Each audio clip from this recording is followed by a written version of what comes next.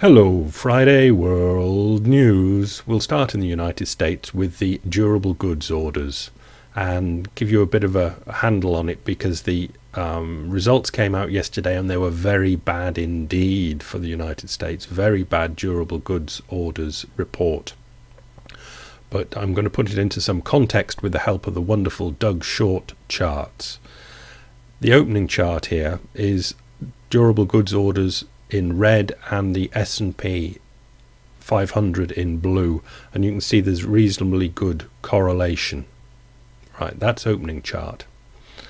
Second chart is the correlation with GDP, and the durable goods orders in red at the top there, when they push down into recessions, causing GDP to go negative along that bottom line. Right. This one, the last one I'm going to show you, is consumer durable goods and unemployment, and this is an inverse relationship. Durable goods orders go up, unemployment goes down. Durable goods orders go down, unemployment goes up. You can see that wonderful crossover in the Great Recession, as they call it.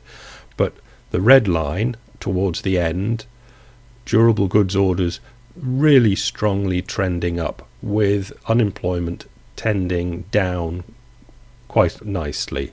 There's a hook up on the unemployment and there's a hook down on the durable goods orders. But we can see, although that was a horrible durable goods orders report, the trend is certainly up, and everything else should go along with that. It's just keep an eye on this because it can always trend down again.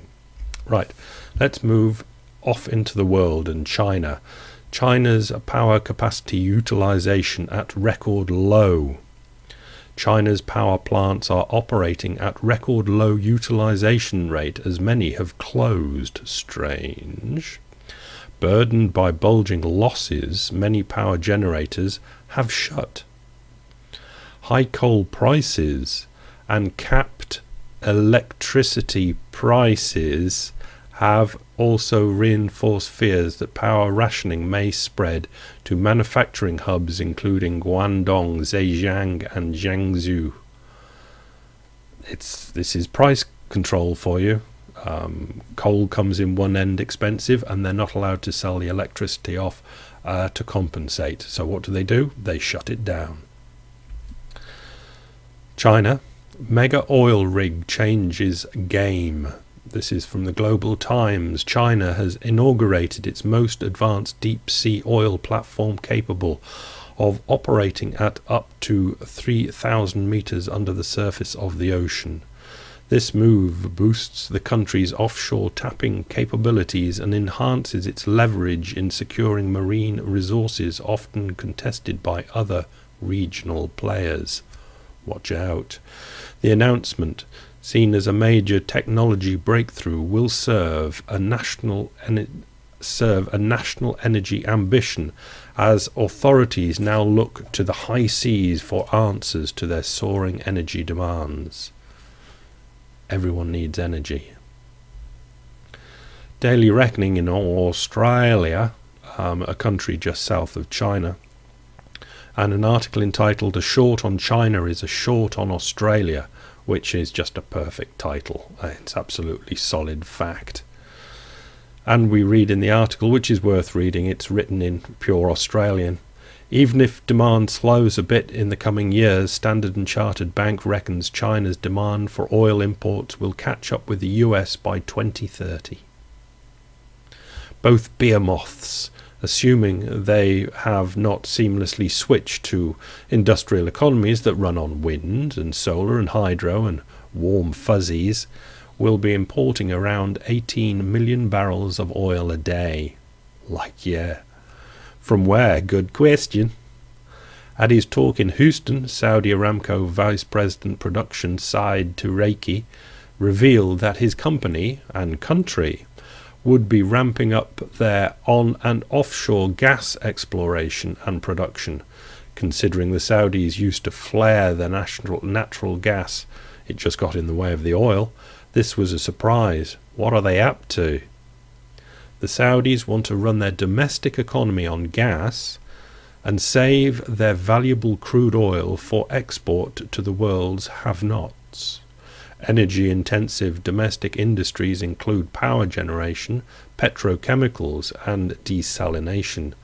All of these can run on gas, saving the oil for export. There is a country with an energy plan. Do you know any more? Let's move to Europe and just get a flavour of what's going on with Greece. Timeline. Greece seeks new tranche of $155 billion loan. Reuters. Greek Prime Minister George Papandreou failed to get consensus from opposition leaders on Tuesday on a new set of austerity measures aimed at averting default. Next, Greek unions threaten strikes against latest debt action. Greek unions on Tuesday threatened strikes against a new tax drive and emergency privatizations by the government, which is struggling to win over political opponents and avert a new debt crisis. Juncker strongly against full restructuring of Greece's debt. Jean-Claude Juncker, who heads the group of Euro area finance ministers, said he's strongly against a full restructuring of Greece's debt. Euro region countries may take further steps to help Greece with its debt crisis if the country meets all requests by the 17-member currency zone. FT Alphaville gives us German exposure to Greece, a bad tale. A bad bank tale. Alternative title, Moral Risk Dämmerung. From a Fitch report just out Wednesday, a twist on the big contagion story of German banking exposure to Greek default.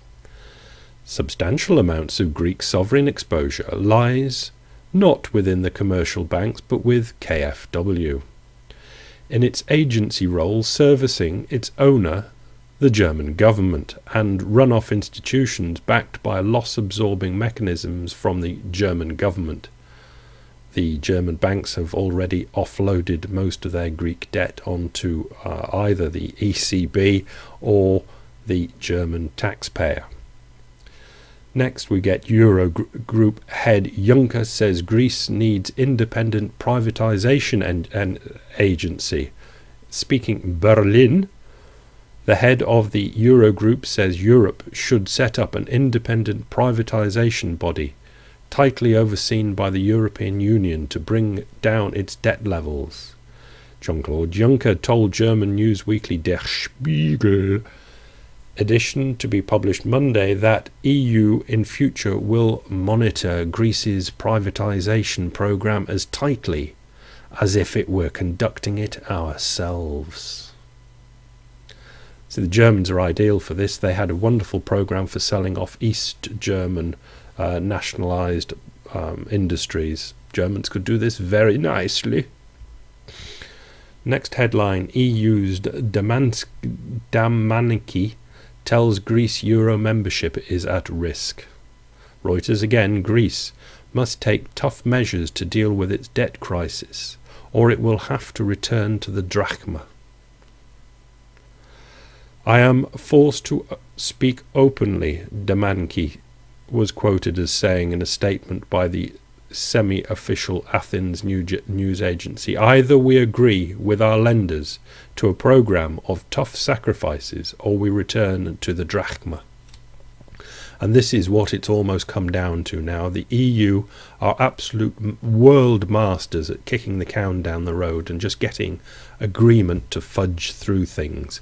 But everything that they've talked of and tried has been rejected on grounds of being impractical. And it's almost come down to now Greece either does all this privatization and more austerity, much more austerity, and goes and does exactly as it's told, or it's got to leave the Eurozone.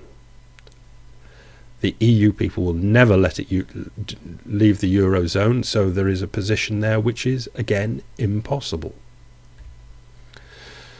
Move on to World Bank to lend $6 billion to Egypt and Tunisia.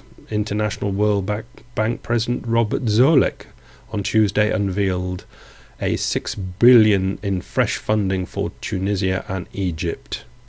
He said World Bank was working closely with IMF, which is overseeing a separate funding package.